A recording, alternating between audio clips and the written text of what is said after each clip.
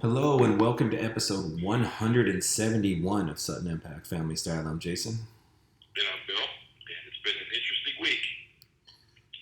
It's a s Jason and I were just talking offline about Major League Baseball and the latest offer for 75 games, which is about 75% of their salaries, but it's not all guaranteed. And I just think at some point in time, if you really want to play, you got to go. You got to go play, and you can't risk damaging the goose.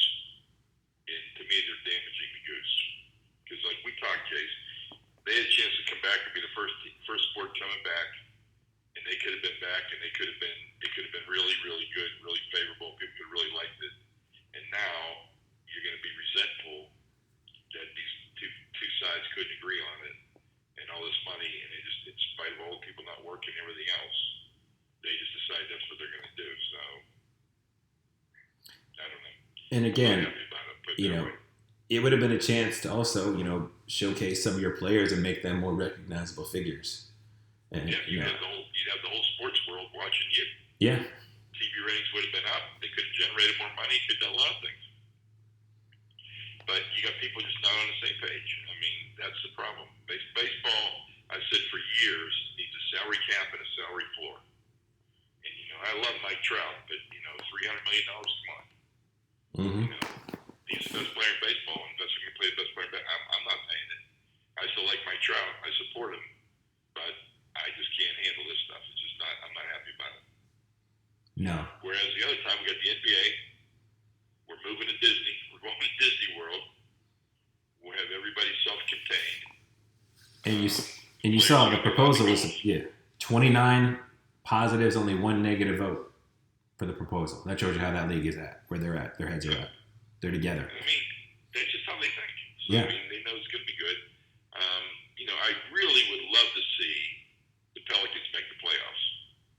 But as I was watching this morning, I looked at if you look at the games the Pelicans had left toward the end of the year, Yeah, they had a shot. they had the weakest schedule in the NBA. They had the weakest opponents. And now you're taking the weakest opponents out, and so they're probably the odds of them making it now aren't as good as they were. No, but I And I think think that'd be a good story. it'd be a great story. It's not to say it can't happen though, because if they, No, it could happen. and at the very least, they're going to get to showcase themselves, and a young team was going to get what is essentially playoff experience this year, Yep. and not have to worry about too much rest, because obviously the season they're talking about coming right back in December after they finish out this thing starting in July, so it'd be a pretty quick turnaround. Yeah, they have all November off and maybe 2 weeks of October, so 6 weeks off before they start back up. But then they've had 3 months off now, so Yeah, I think the 3 months they've had off now though have been obviously just because a lot of the NBA players are out there marching right now. They've all had to deal with being home with their families and coronavirus and the good and the bad that comes with all that. I mean, so it's yeah, we'll see what it's like. I mean, the interesting thing is it's a lot of NBA players in one place. yeah, but they're getting their own resort. So apparently there's a golf course. Yep, they get golf course, restaurants, and I think I saw they're limited to 3 family members. Is that right? I think so. Yeah. I don't know how that's going to go over. No, and I wonder if you can, if you're the 21-year-old single guy on the team, can you sell your 2 family members to someone like an older guy that has a couple more kids? Like, is that something that can happen, or can you adopt LeBron's kids for a day and bring them as one of your family? Like Yeah, I don't know. But you know what? I know that the NBA will adjust on the fly if they need to, yeah. and I'm confident of that. So. And again, like we've talked about almost, hopefully not too much, but besides being one of the leagues that's usually on the forefront of social issues, like the fact that they do share in everything, and you see that like it's players and owners working together, and and it works. And you look at Major League Baseball, and like they had a chance for both the owners and the players to do better and expose themselves, and because they have an adversarial relationship, we're not watching them. No, and then the interesting thing is, as you and I were talking, it's kind of interesting now that the NFL seems to be be less adversarial. Yeah. Yeah. Now, I don't expect Colin Kaepernick to be on the roster this fall. No, but I mean, it's possible. Anything's possible. I don't expect him to be on a roster, though. I just don't think he's that good. I mean, that's the issue. Yeah, the issue with him is he had a couple of really nice seasons where he was, he played really well, and I don't want to take anything away from him. But the last 2 or 3 seasons he played, he was not that good. And then you look at I feel like the Jay-Z thing, it seemed like Jay-Z went out of his way, and the NFL was finally like, let's put all this behind us. And then he didn't want to. And again, he had offers too. He just didn't want the offers he was given at the time. Yep. When he walked away, he definitely. Like the executive said, he's definitely blackballed. But I feel like some of it was the kneeling, and some of it was the fact, here's a chance to be a backup, and he's like, I'm not taking backup money. And it's like, well, that's what you're being offered. Well, I'll tell you what I think is going to be really interesting to see. We both know how smart Nike is. Yes. And Nike kept them, and Nike backed them, right? Right. I wonder what the next Nike ad is going to look like. I don't know, but I will say, and hopefully this isn't the worst time ever to mention, but he hasn't done a good job of saying anything since, he rarely, he's not out there. You look at, Malcolm Jenkins, for instance, the safety. That guy is out there putting in work, talking to people, making statements, and I feel Are like you talking about Michael Jordan, or are you talking about Kaepernick? I'm talking about Kaepernick. I don't feel like we hear. Yeah. No, but I think they'll figure a way to bring him back with something else, and they'll do something creative here. I think so. While we're on that, this is the first time in my lifetime and your lifetime where Michael Jordan's got off the sidelines. Yeah, $100 million over the next 10 years is not a lot. It's no joke. No, I mean that was a serious number that got attention, but it really got attention because it's Michael Jordan. Yes. And he hasn't really done anything, and he's often been criticized for it. Well, one of the whitest people in the history of the world, Mitt Romney, is out there with a mask on, marching with the Black Lives Matter protests. I think if anything shows you where we're at right now. I mean, that's I'm sure it's partially political, but I mean, that says a lot, I think, about where in a positive way, obviously.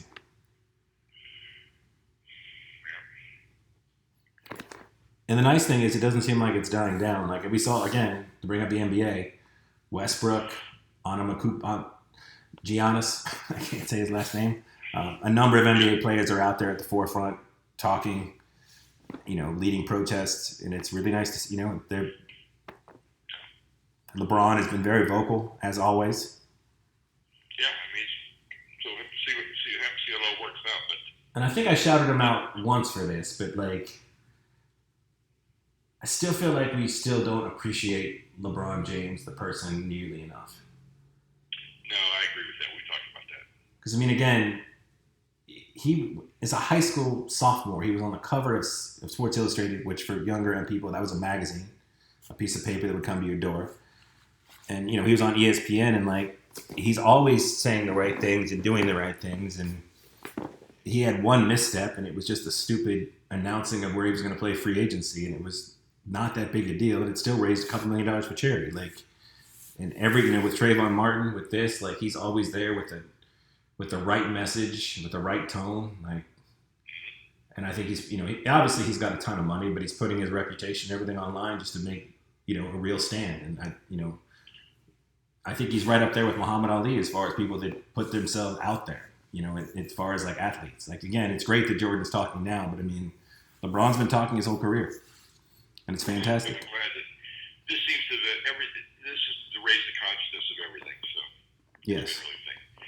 But I guess I teased out that we're going to talk more about my career today, so we better get to that. Yes. And where did I leave off last time? We didn't really get into a lot of the NBA stuff, did we? No, we were about to go to the NBA. Okay, so let's talk. I'll spend we'll spend time talking about the NBA thing now because I teased that out on social media. So the real story, and this is the real story. When I was at UMass, my students and I had done some work at the NBA, mainly related to the NBA jam session. So we'd gone every year and done some market research and did a report so that, my name was on the report along with the students. So, I wasn't an unknown person. But one day, the phone rang in my office. There was a woman on the phone who I now know is Linda Tosi, who's David's secretary. And she goes, will you hold for Commissioner Stern? And I tell people all the time, growing up in Pittsburgh and having the friends I had, there's no way I was going to believe David Stern was on the phone for me. So my response was, yeah, right. And he was on the phone. And he said, yeah, right, that's how you answer your phone. and I tried to explain to him that I said, hey, I always get people calling, jerking my chain, trying to play around a little bit. And he goes, well, I'm not playing around. I go, I'm sorry, I get that. So, we had a conversation. He was actually calling me about my friend Lynn Komorowski, who's now the president of the Cavaliers. He was an applicant for a position, and Commissioner Stern saw my name on his reference list, and he knew me from the stuff I was doing at the NBA, so he just wanted to talk to me about that. So that's all we talked about. And he said, and he ended the call with saying, I can do for you, let me know. And I said, I appreciate that. So I think of it, and then at the time, I had a sabbatical coming up at UMass, and you were almost done at UMass, I believe. This would have been 99. Wait, did you graduate from UMass? I don't remember, around there, 2000, 2002, somewhere in there, yeah. Yeah. So around 99, and I was going to go to Italy for 6 months to teach in Rome, and then it fell through. So I still had a sabbatical coming from UMass. So I asked Lisa Pike Master Alexis, who was the department head at the time, if I could apply, if I could go to the NBA. He said, well, if they accept you, yeah, we'll work that out. So I sent Commissioner Stern a letter, and I said, listen, I've got a sabbatical coming up. I'd love to come work for you. There's some things I think I could help with, namely in these areas, and I listed a couple areas. And I said, well, one of the things I thought was the NBA could do a better job of was relationships between the players and fans and the players and kids.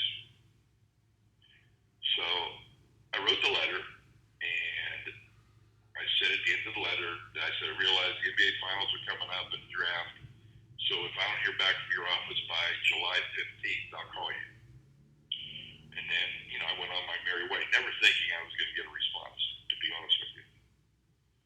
And I was in Denver with Dick Irwin from Memphis, so we were doing market research for All-Star at Major League Baseball. And I called home to talk to Mom, and she said, hey, guess who called today? I go, who? She goes, David Stern. And I go, really? I said, what did he want? And she says, he asked me if I thought you were funny. And I said, really? I said, what'd you say?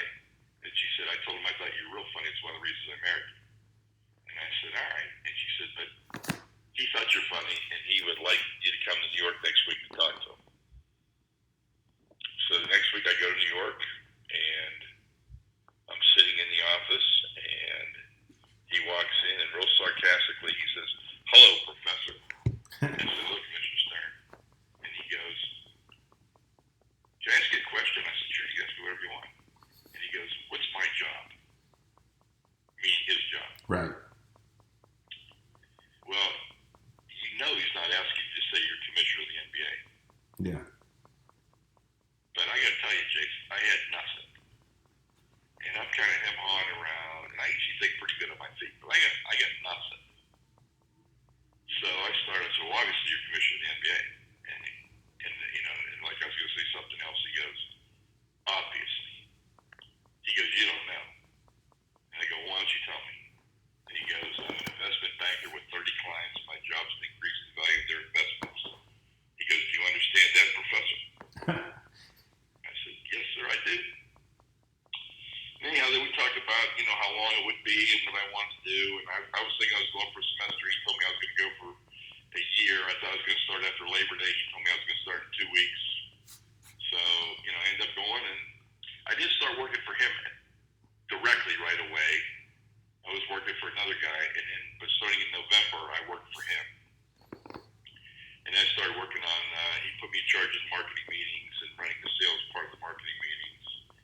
And then, I went into him one day, and he'd give me a project to do. And is another true story, and a lot of people don't know these stories. And he said, that took you a month. Why did it take you so long? And I said, because I had to contact every team and ask them a series of questions. He said, why did it take so long? I go, nobody wanted to talk to me. He goes, did you tell them it was from me? I go, yeah, that's why nobody wanted to talk to me. And then he looks at me, and I said, listen, you got a team services department that doesn't really provide any services, but just tells you when you're doing something wrong. And I said, what we need to do is we need to create like an internal consulting agency that goes and works with teams and helps them improve their performance. And, and there's no penalty for doing something wrong. And there's, but you just help them do what they need to do, if it's sales training or whatever it is. And so he let me develop this team marketing department, which ends up being called Teambo, which is the most successful team marketing group in all pro sports. And he let me create that, and I hired Barney Mullen to come and run it. So it was kind of interesting. It was a lot of fun working with him on it. And after I did that, then he had a lot of confidence in me and let me do some other things. Like I had an NBA job fair, and I had him doing these Stern safaris where you go into different markets and meet with people. And it was a great time. I mean, I did it full-time for 3 years, and I did it part-time for another 3 years. But it was a real changing point for me in that I had a lot of things I always thought. I saw it, and then who was I? But once I was at the NBA, I could think the same things, and then people would take it for, oh, yeah, well, you're at the NBA, yeah, we should do that. And so it wasn't like it was really that much different. It was just the fact that I'd been at the NBA, worked for Commissioner Stern, that when I made a recommendation now, people paid a lot more attention to it than before. So that was an interesting way of my life, my career evolving. Oh, yeah. But to start off, I had 10 teams, and, we lived in Massachusetts at the time. And so my 10 teams were Orlando, Miami, Atlanta, Dallas, San Antonio, Phoenix, Charlotte, Memphis. In Minnesota, right? Eventually New Orleans, and then Minnesota. And the only reason I had Minnesota is because your aunt lived in Minnesota. Yeah. And I thought I could take your mother up to see her sister every once in a while. But I had all the teams in the furthest south teams I could have. That's what I had. Because I hated the winter in Massachusetts just like you did. But you don't hate it as much now. No. But I hated it, and so I wanted to be out, and that's where I went. So I did that and enjoyed that. Had a lot of fun working there, working with some great people like Scott O'Neill, who's now the president of the 76ers and the Devils, and Lou DePauli, who is the chief business officer for the Mets, and Barney, who now runs the Aspire Group. So we had a really good group of people that we worked together. It was a lot of fun. I enjoyed it quite a bit. Nice. But after those 3 years, I missed the teaching part. And so he convinced me to stay on part-time for another couple of years, at which time I ended up starting my own consulting business. Because I realized that, what I liked best was consulting and teaching, not just consulting and not just teaching. I like doing both together and kind of blending them to make a good curriculum for the students. Yeah. So that's how the NBA thing came about. Nice. Very nice. And we got lots of free stuff and good tickets. So it was really nice. Yeah, I mean, you got to go to some different places you hadn't been before. You got to go to the All-Star game, meet Dominique Wilkins. Yeah. And little Wayne. A lot of things. Yeah. I mean, and one of the teams I worked a lot with was the Miami Heat, because they had a new president when I was starting this team thing. So I spent a lot of time with Miami, and ended up when they won their first championship, they actually gave me a ring, and I was the only person at the league office to get a ring for the team. Yes, I've seen that ring. It's really nice. That was a nice gesture by them, and I got to, get to meet Shaq and Dwayne Wade. Those are two of the players I respect the most. Mm-hmm. Definitely. So that's where we are. And then I went back into teaching. I went to UCF for 9 years, and then went to USF for 7 years. And at USF, I was able to build my dream program. everything, and everybody got a job, and everybody only paid tuition for 1 year, so it was a dream program. It was everything I thought was important: student debt and getting jobs. That's wonderful.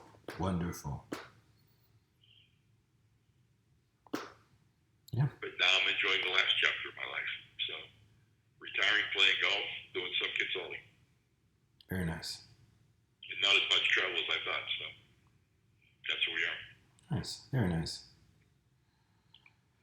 Let's see. So I'll switch gears. We'll talk about entertainment. I watched the music of Laurel Canyon. I think it was called just called Laurel Canyon. It was on Epix, which is on DirecTV, but I think it's also on some number of cable stations. And they had two 90-minute segments, one on each of the past two Sundays, about all the music that came from Laurel Canyon in the late 60s. Well, actually, the mid-60s to the mid-70s.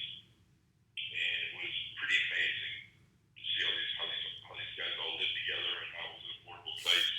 Yes. Close it was to LA, and it was just beautiful to watch the music evolve and how people go from one band to another and how they formed and everything. And it was very, very entertaining. So I would tell anybody, if you like music and you ever have a chance to watch this show, Laurel Canyon, you should watch it. Very nice. I watched. Do you know who Hannah Gadsby is? I do not. She's a comedian from Australia. I think technically from Tasmania. She has two specials. The first one is called Nanette. They're both on Netflix, and she's won a bunch of awards for them. And I would say, at any time in your life, it's a wonderful time to watch it. But currently, in the current climate we're living in, it's really, really wonderful. I mean, it's not all funny, and it's not supposed to be. But it addresses a lot of things. It's a very personal thing of hers. I don't want to give too much away, but part of the premise is that, if you watch the little, 30-second Netflix trailer, it's basically her saying she has to quit comedy because she can't do self-deprecation anymore. Because she points out that self-deprecation isn't, humility. It's you're humilifying yourself. Like, that's what you're doing. And it's been too much, like, for too long in her life. Like, that's been how she's represented herself and, live this life, and she talks about how a joke is two parts. You got the setup and you have the punchline. And part of it is, you create a tension and then you relieve the tension. But when you tell a joke, you're never telling the best part of the story, because the best part of the story is the lesson learned or things along those lines. And that gets, and that's not funny. That's not part of comedy. But she doesn't want to hide. She doesn't want her story to be, whether it's about her coming out or whatever aspect of her life. She doesn't want it to end on the punchline. She wants it to end at the end of the story, where you hear the rest of the story, and she needs to tell her story. She's really, really, really funny. Like I said, it's. I don't want to say challenging material, but it's not like a lot of things you've ever seen. It starts out like a regular comedy special, but it gets pretty heavy. But it's really worth watching. It's called Nanette, and it's Hannah Gadsby. Okay. Interesting. Yeah. I had a food moment. I went to a restaurant. I went to the Pride of the South Barbecue in Sarasota. Mm-hmm. And we were the only people in the restaurant. Where we went like a late lunch. I guess we'd missed the lunch crowd. But the barbecue was really good, and I sent you a picture of the sauces, and they had 8 different sauces, which was a lot of different sauces for a restaurant. And I thought the food was really, really good. I'd go back.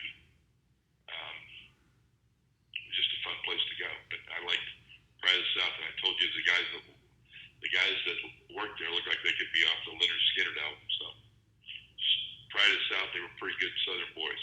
Okay. My food moment in the coronavirus times is, once again, our unofficial sponsor, Goldbelly. Who, again, if they want to reach out, please do. I got the same deal you did. It was Pat's cheesesteaks from Philly. So you have Pat's and you have Geno's are the two probably most prominent places. I know Philadelphia people will tell you those are the touristy places, but they're still delicious cheesesteaks. But they had this amazing deal where you got 8 for the price of 4 with free deliveries. It was complete. And again, if you check out the deals on Goldbelly, you're going to find some really cool stuff. And as we talked offline, like, it's fun. It arrives at your door. You're getting to eat at a restaurant, not just a restaurant, but a well-established, pseudo-famous restaurant from somewhere else in the country. So it's like you're going on a little food tour vacation without actually leaving your house.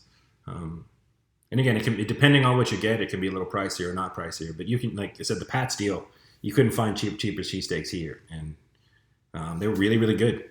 Just like you said, 15 minutes in the oven, came out crispy, slabbed on the delicious cheese whiz, which is my favorite way to eat cheesesteak, and I'm looking forward to the other half of those cheesesteaks that are in the freezer right now. So.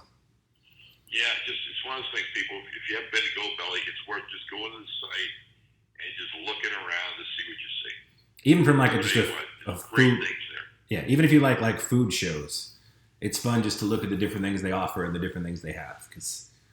And again, if you pay attention to the deals, you can find some great deals where you're not even paying like more than normal restaurant prices, and you're getting some really good food.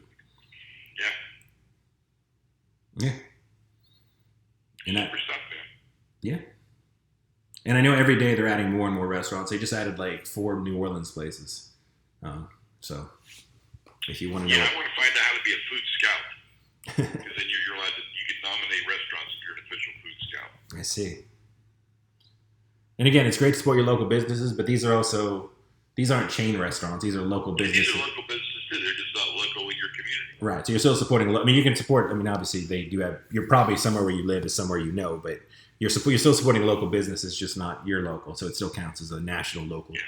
If you've ever wanted New York pizza or Chicago pizza, and you don't live in New York or Chicago, and you want to try the real stuff that people talk about, Gold Belly's the way to find out and talk about it. It definitely is. That's pretty much the only food I had. We've been trying to eat a little bit healthier around the house lately. So. Well, we've been cooking more. Like today, I'm smoking drumsticks on the Traeger, and I can switch them over to the charcoal grill to finish them off. So I'll see how those go. I'm pretty excited about it. Very nice.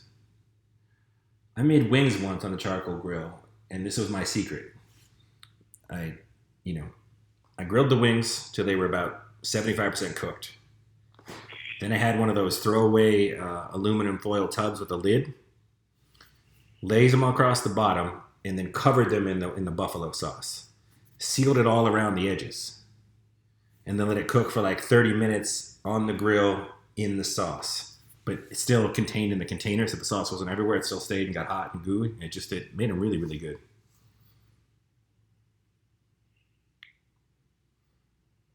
So just a little tip for people. All right. Well, people, hopefully we'll have some more sports next week. We'll keep getting moving and moving, so we'll see. Maybe we'll have a baseball agreement. Who knows? But we got a basketball agreement. I think we got a soccer agreement, and I think we got a hockey agreement. So we're moving along. If you're out there in the streets, stay safe. Keep doing what you're doing. It looks like maybe things are changing, hopefully. Just don't let up. No, be active. And be active from now through November. And beyond that, I think that we got a lot of stuff to work on in this country. We do, but at least I do want to see some change in November. Yes.